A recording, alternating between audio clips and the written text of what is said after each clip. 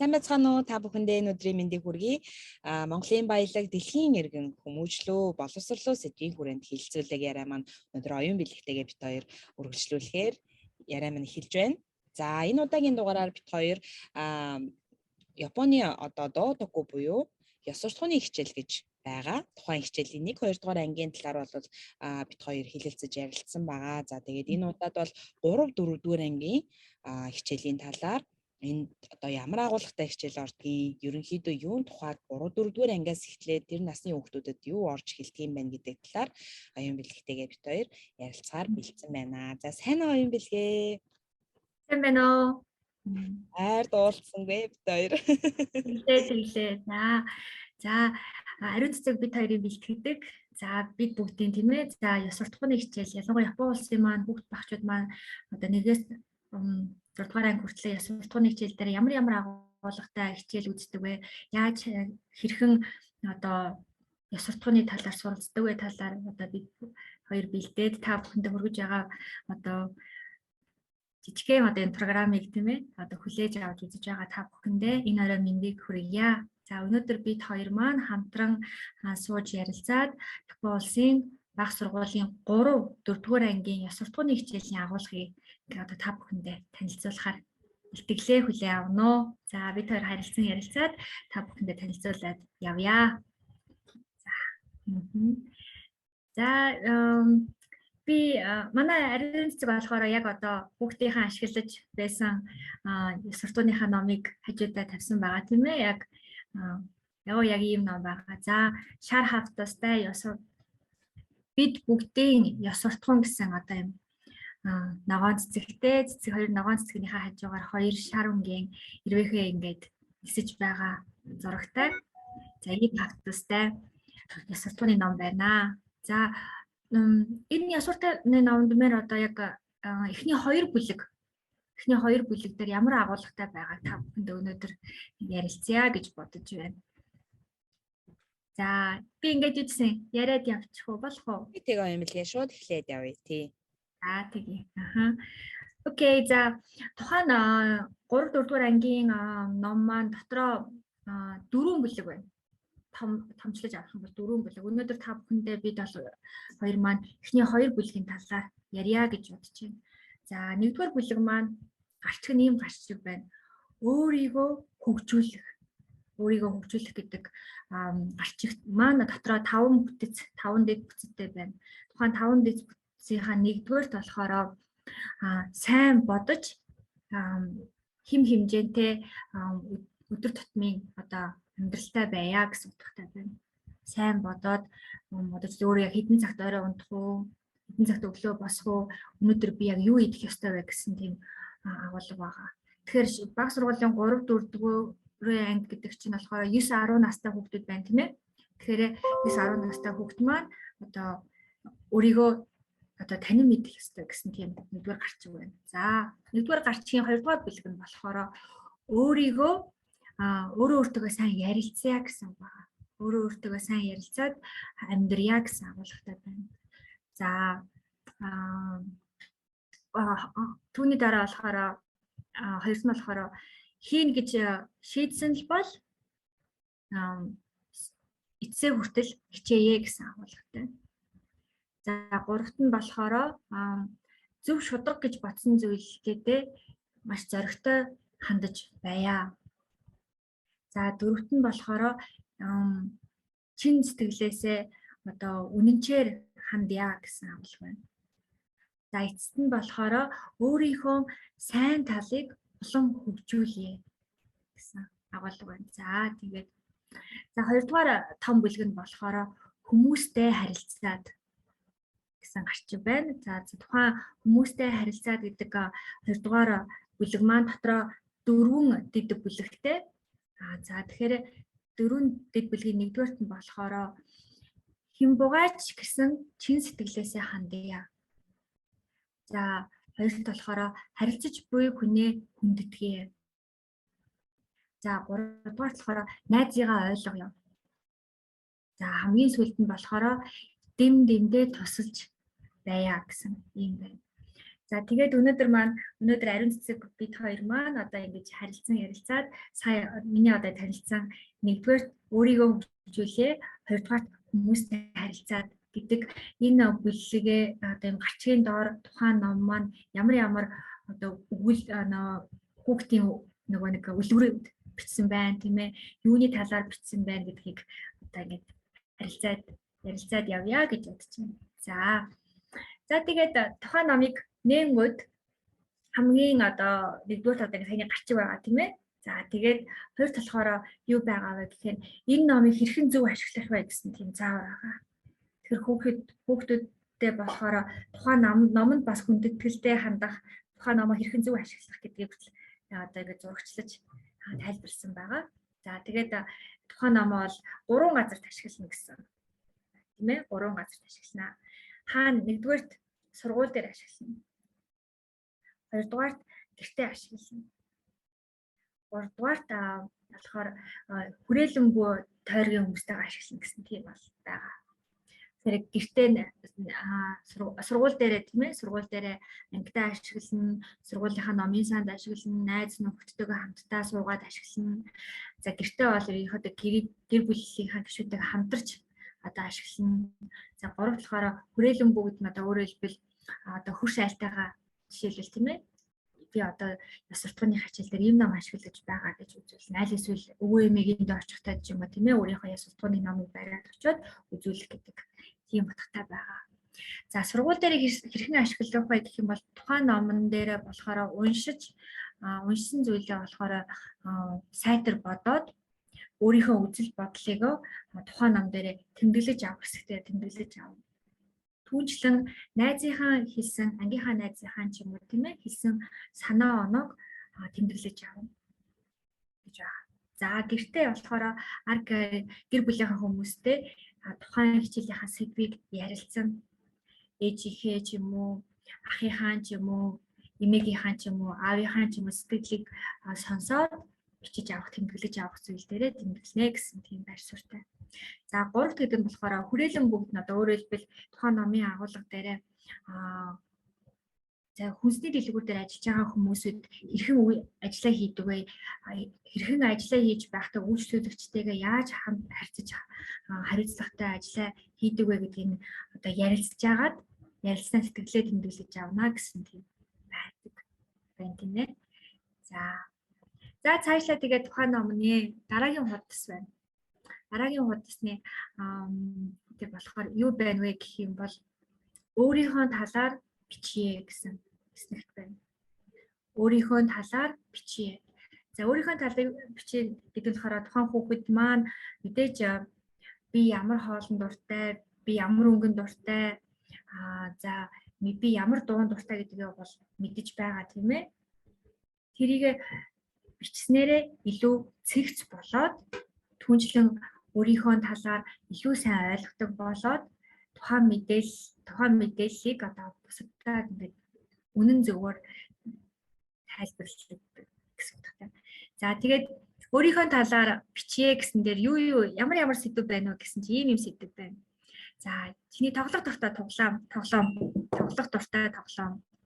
За чиний чаддаг ямар нэгэн сэдв дээс тоглож чаддаг гэх юм уу, аль эсвэл сайн чиртаа тоглож чаддаг ч юм уу тийм ээ.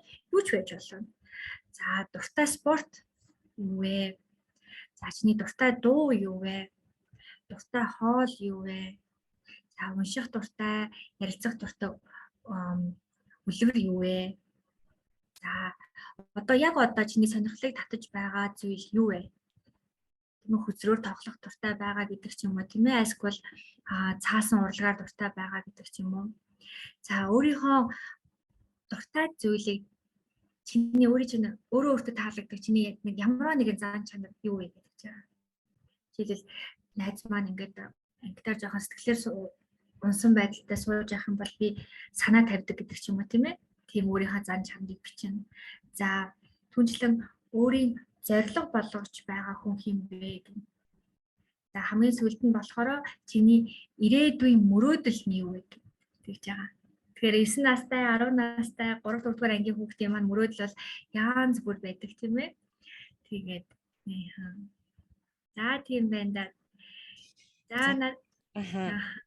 Баярлалаа юм бэлээ. Яг үнэ харин тийм маш сонирхолтой санагдсан. Надад бас энэ номтой танилцж байх явцад бас айгүй сонирхолтой санагдсан зүйлсүүдийг яг нэг бүрчлэн бүгдийг маш тодорхой бидэнд тайлбарлаж өглөө. Аян бэлэгтээ маш их баярлалаа.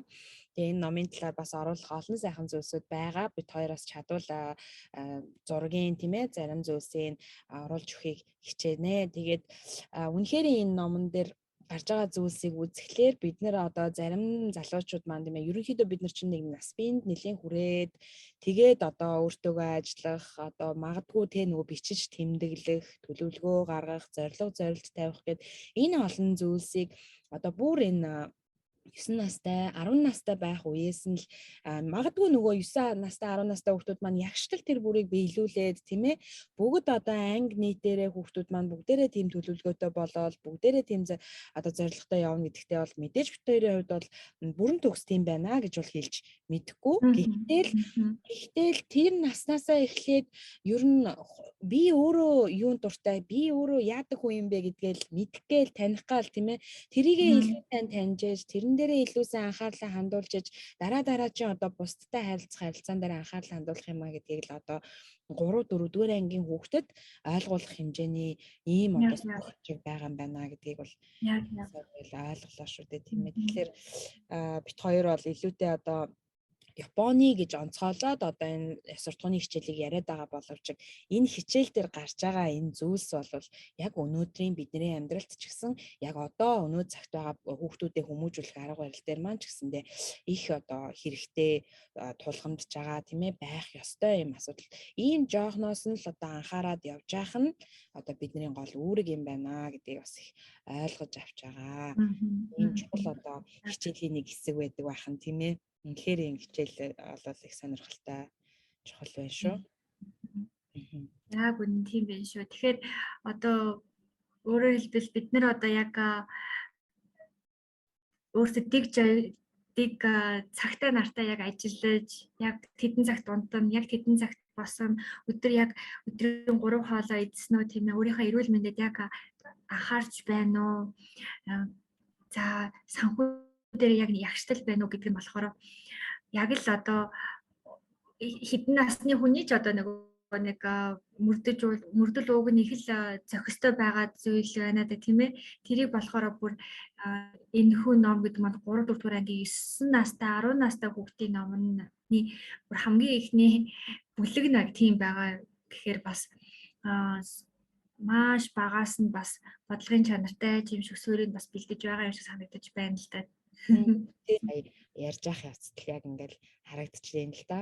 Тэгээд үнэхээр сонирхолтой хичээл шүү. Тэгээд одоо дуусах төгсж байна бид хоёр ерөнхийдөө 1-ээс 6 дугаар анги хүртэл энэ хичээлийг танилцуулнаа гэсэн баг тийм ээ. Тэгээд энэ хүртэл сонсч байсан магадгүй биднээс бас хэрэгтэй зүйлээ сонсоод өөрсдөө хэрэгжүүлээд ингээд авчээсэн сонсогч нар та нартаа бас маш их баярлалаа. Тэгээд оюун билэгт хоёрыг дэмжиж бас Монголд маань 107.5 маань 7 хоног болгон та бүхэнд хүргэж байгаа. Тэгээд бидний ярилцлагыг анхаарал хандуулан сонсдог үзэгчдээ бас сонсогчдаа бас дашрамд нь баярлалаа гэж хэлчихмээр байна тийм ээ. За оюун билгийн маань хувьд бас хэлэх үг байгаа.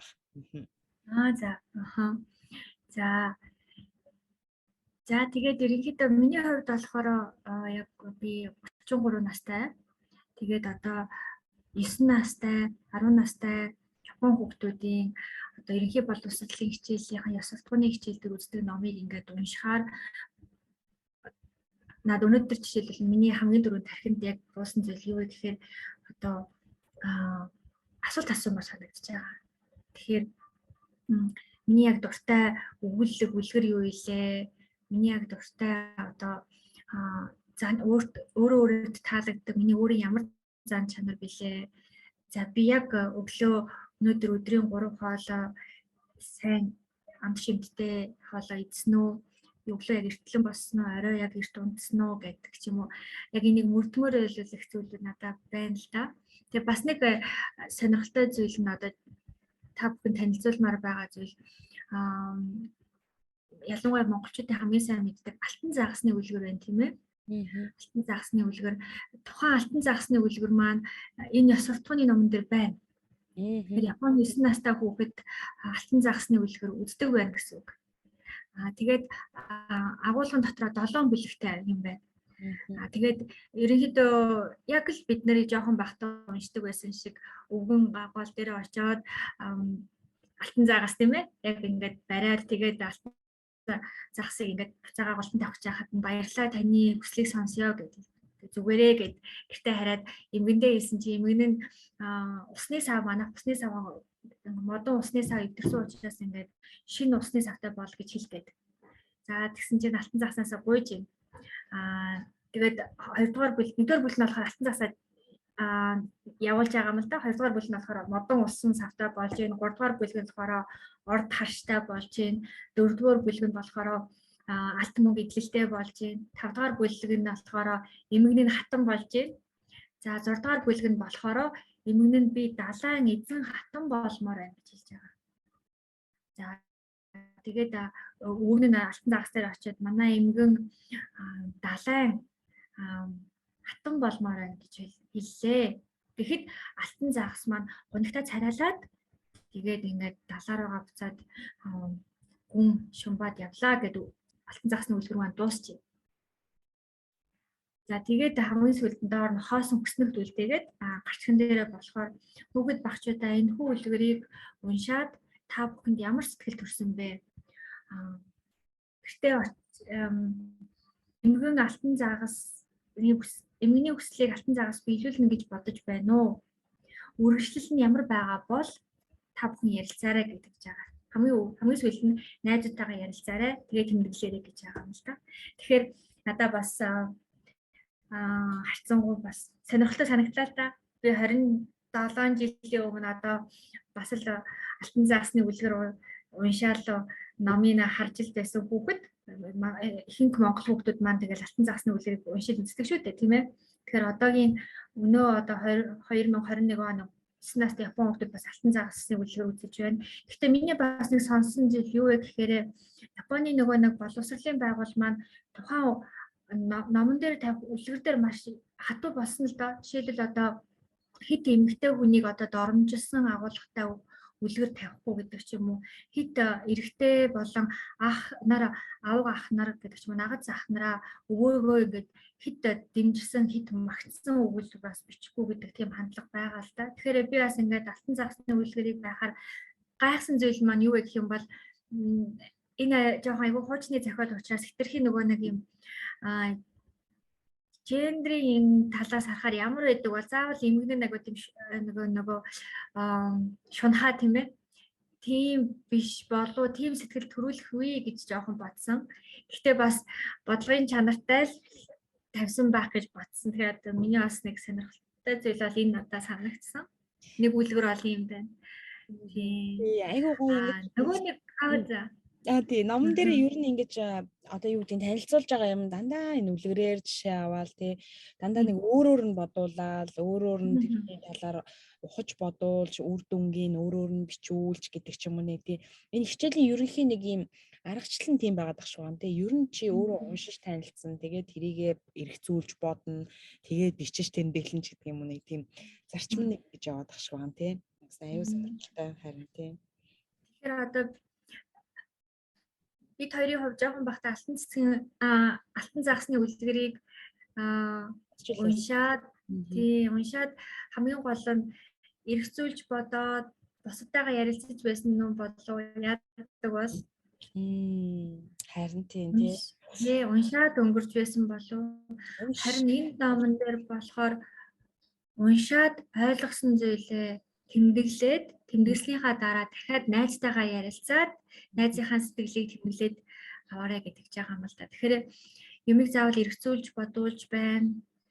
Түүнчлэн зөвхөн өөрийн үзэл бодлыг тэмдэглэх биш. Хүнлэнгийнхаа найзын сэтгэлийг заавал тэмдэглүүлж байна. За дараа нь хичээлийн цаг дуусахын даваан дээр багш бол удирдаад тухайн ангийнхаа бараг тийм ээ 25 6 хүүхдүүдийнхаа бүх хүүхдүүдийн сэтгэлийг бол нэг бүрчлэн сонсоод явах болов уу гэж бодож байна. Тийм. Бас нэг миний сонирхол татсан нэг энэ номон дээр байсан түүх болохоор энэ болохоор үлгэр биш бодит түүх байсан. Бодит түүх байсан нь болохоор гарчиг нь болохоор заавал чадсан байгаа. Энэ маань нөгөө нэг сая хоёлаа нөгөө нэг хамгийн ихэнд ярьсан нөгөө гарчиг байна л да. Нэгдүгээр гарчгийн хоёрдугаар бүлэг дээр байсан хийн гэж шийдсэн бол эцсээ хүртэл хийгээрэй гэсэн дэг бүлэг дээр бодит хүний түүхийг бичсэн байна. За тэгэхээр бодит хүний түүх маань болохоор шууд нөгөө нэг хиний түүх гэдэг нь ерөнхийдөө бичихгүй байгаа. Яг үлгэр юм шиг эхэлж байгаа юм л да. За яг л нөгөө бага ангийн одоо жишээлбэл ингэж байгаа. Бага ангийн Наоко аав ахтайгаа хамт гуруула уул руу алхахаар явжээ гэдэг. Бага ангийн Наоко маань бачирхан биетэй болохоор хурдан алхах аав ахыгаа дагаж чадахгүй уулын хормоодоор уйлаад үлдлээ гэж байгаа. За уулын ориглоос аав нь Наоког чи чадна гэж зоригжуулснаар Наоко нулимсаа арчангаа багаар өөрийнхөө хэмжээнд уул руу дээшээ ориглолоо гэж байгаа. За дараагийн бүлэг нь болохоор Наоко ахлах сургуулийн хүүхэд боллоо. Түүнийг бол хүрээлэн бүх хүн таньдаг болсон холын зайны гүйлтийн тамирчин болжээ. За ахлах сургуулийн Япон улсын бүх нийтийн ахлах сургуулийн улсын аваргын тэмцээн боллоо. Нийт 47 тамирчин оролцсноос Наоко 45-д чансаагаар үлдлээ. Наоко бол хурдан тамирчин биш байлаа гэж байгаа. За их сургуулийн оюутан болсон Наоко за нөгөө гүйлтийн тамирчин боллоо. Тухайн сургууль маань орой 8 цагт одоо гүйлтийн нөгөө нэг зам маань хаагддаг байсан. Гэхдээ Наоко орой 7 цаг хүртэл гүгээд 8 цаг хүртэл нөгөө нэг булчингаа чангалах, булчингийн нөгөө тренинг хийдэг байсан. Тийм учраас орой 8 цаг хүртэл одоо жим гэсэн үг шүү дээ, тийм ээ. Орой 8 цаг хаатлан байдаг байсан Наокогийн хочин Хачико буюу 8 охин, тийм ээ. Хачико монголчууд бол нөгөө нэг эзэндээ үнэн Хачико нохоогоор алдарт мэдэх байх л та. Хачико гэдэг болохоор японоор болохоор 8 охин гэдэг ханзаас үздэг учраас их сургуулийн оюутан болсон Наоко тамирчин хүмүүс Хачико-сан гэж дууддаг болсон байжээ гэж байгаа. За 2000 он Сидней олимп. Дэлхийн нийтийн бүх хүний анхааралд 2 тамирчин тунаж үлдсэн байлаа. Нэг нь Японы тамирчин Наоко. Нөгөөх нь Румын тамирчин Симон. За хоёулаа маш мөр зэрэгцэн гүйсээр байлаа. Тэгэхэд Наоко руу нэгэн хүн Наоко чи чадна гэж чарлсан. Тэгэхэд Наоко нарны хар шилээ аваад шидээд тэндээсээ эхлээд хамаг хүчээж чармаагаад эцсийн байран дээр орсон. Дэлхийн бүх хүмүүсүүдэд маш их урам зориг өгсөн энэхүү үйл явдал бол Японы хамгийн анхны гүйлтийн тамирчин Такахаши Наоко байсан юм аа. Гэсэн нэг юм 2 хуудастай 4 бүлэгтэй 9 настай хүүхдэд уншихад маш тохиромжтой басан явдалтай түүх байна. За тэгвэл бас л хамгийн сүүлд нь энэхүү өгүүлгийг уншсан тиймээс сурагчаас асууж байгаа. Чиний минь сэтгэл ямар байна вэ? Чи үүнээс юу мэдэж авсан бэ? За найзынхаа сэтгэлийг бас сонсё гэсэн байгаа.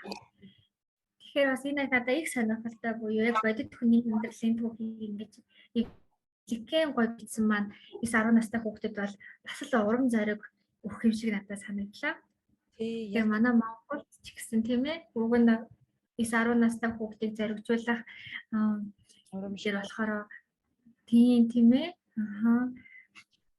бодит гой түүхийг яриулвал түүхийг чи ингэ танилцуулахад бас тэгсэн шүү дээ тийм ээ амилаа нөгөө бичиж тэмдэглэх одоо энэ номтой яаж ажиллах вэ гэл те яг нөгөө өөртөөгөө ажиллах зүйлс дээрээс үү чиний одоо зорддог те одоо юу авдаг одоо юу гэдэг лээ урам авдаг тий ямар нэгэн байдлаар өөрийгөө зоригжуулахад нөлөөлдөг хэн байдаг вэ бодож үзээрэй гэсэн байсан шүү дээ. Тэгэд энэ бол нөгөө хүүхэд бүр хэн нэгнийг харж одоо шүтэн биширч тийм ээ бид нар ч гэсэн жоохон байхдаа энэ дуучин тэр бүжигчин тэр жүжигчин гэх мэтчлэн ямар нэгэн юм хүүхэд төсөөлөлтөө ингээд тэр хүнийг одоо өөрийнхөө бүр ингээд бүх зүйлийн энэ хүн миний одоо бүр оргил мэтээр бодож хүүхэд наснда хүн чинь нэг тэгж нэг юм ингэж шүтдэг юм шиг санагддаг шүү дээ тийм ээ. Тэгээ надад энэ номон дээр энэ хэлж өгж байгаа зүйл нь тийм ээ хин нэгнээс урам авч одоо хүн болвол ямар ч хүн чи ерөөсө ганцаараа яаж чичээгээд тийм ээ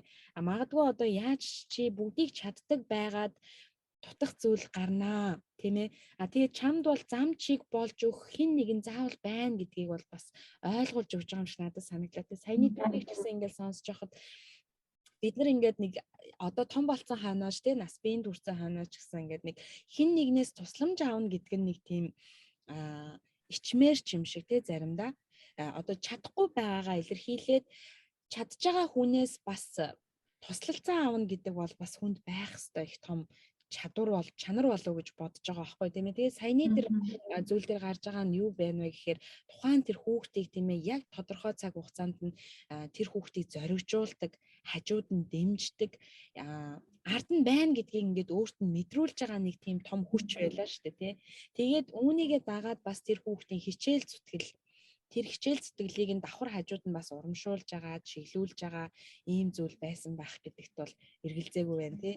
Тэгээ ийм байдлаар хүүхдийг бас бид нар нөгөө нэг хажууд нь байгаа одоо нийгмийг бүрдүүлж байгаа эцэг их тий сургуулийн орчин, за найз нөхдөд, за тэгэл ер нь бүхэл одоо нийгэмд оролцож байгаа тэр орчин нөхцөлийн хүүхдийг зөв зүйл рүү чиглүүлэхэд заавал одоо чи инг тэг гэхээсээ илүүтэйгээр ингээл тий гэтэл би чиний хойно байгаа шүү. Чи бол чадна шүү гэдгийг мэдрүүлсэн ийм сайхан мэдрэмжүүдийг магадгүй одоо бидний манай нийгэмд байгаа хаач аль ч улс оронд байдаг тий одоо олныг манлайлж байгаа, тэргүүлж байгаа тэр сайхан хүмүүс маань үнэхээр одоо байснараа тийм ээ үлгэр дуурайлал болсноороо олон хүүхдүүдийн бас урагшаа ингэж алхах тэмүүлэх тэрийг нь бадрааж өгдөг байх гэдэг бүр саяны тэр одоо гүйлтийн тамирчныг сонсоод бол яг тийг санагдчихжээ шүү дээ тийм ээ. Тэгэхээр энэ бол бас миний нөгөө нэг дур мэдэн ангилсан нэг юм л да. Тэр маань болохоор алтан загсны үлгэрийг болохоор хүмүүжил талаас бичсэн болов гэж би бодчихъя. Тийм. Тэгээд Олимпийн тамирчин Такахаши Наоки алтан медальт тийм ээ тамирчин Такахаши Наокигийн бодит амьдралыг болохоор яг боловсрал буюу яг таны хэлсэн зорилго тийм ээ өөртөө итгэх гэдэг талаас тавьсан юм болов. Тэгээд ингээд харилцсан одоо жишээлбэл алтан загсныхаа үлрийг эхлээс нь уншаад тэгээ ярьж байгаа тийм ээ. Тэгээд дараагийн хичээл дээрээ болохоор Олимпийн тамирчны агуулгыг уншиж байгаа. Тэгэхээр энэ чинь бас ингээд хослоод яваад идэм үү гэж би бодлоо л доо. Зөвхөн боловсрал гэж ярьдаггүй, зөвхөн хүмүүжил гэхгүй, хүмүүжил боловсрал гэдэг хичээлийнх нь агуулга нөхцөл ингээд сэлгээд идэг юм шиг байна л да. Өнөөдрийн бас ариун цэцэг бид хоёрын бэлтгэсэн яриаг сонссон та бүхэнд маш их баярлалаа. За миний хувьд бол ерөнхийдөө бид хоёрт санаа оноо байвал бид хоёрлоо явуулаарай гэж хүсмээр байна. За тий яг үнэ. Тэгээ холбогдох зүйлтэй хүмүүс манай оюун билгийн Facebook хаяг маань ерөнхийдөө нэвтрүүлгийн доор бас линкээр ордог учраас та нар маань бас холбогдох, асуух, санал хүсэлт байвал бас холбогдож болно шүү. Оюун бэлэг маань Монголдо очижсэн байгаа. Тийм болохоор бит хоёрын 3-4 дугаар ангийн бичлэг маань нэлээ оройтож орж байна. Тэгээд оюун бэлэг маань одоо Монголдо очсон байгаа. За мөн Монголдо очоод Монголынхоо бас сургуулиудад хүүхдүүдэд маань бас хэрэгтэй мэдээллийг хүргэх юм бүрэн нөөц бололцоотой бас нэг залуу боловсон хүчин бэлтгэгдээд очсон байгаа учраас миний хувьд бас баяртай байгаа. Тэгээд цаашдаа бит хоёроос илүү олон зүйлсийг та нартаа хүргэхийг хичээж ажиллах болно. Тэгээд өнөөдрийн манд дугаар энд хүрээд өндөрлөж байна. Биднийг үргэлж сонсдог, үргэлж дэмждэг та нартаас баярлалаа. Тэгээд дараагийн дугаар хүртэл түр баярлалаа. Баярлалаа. баяртай.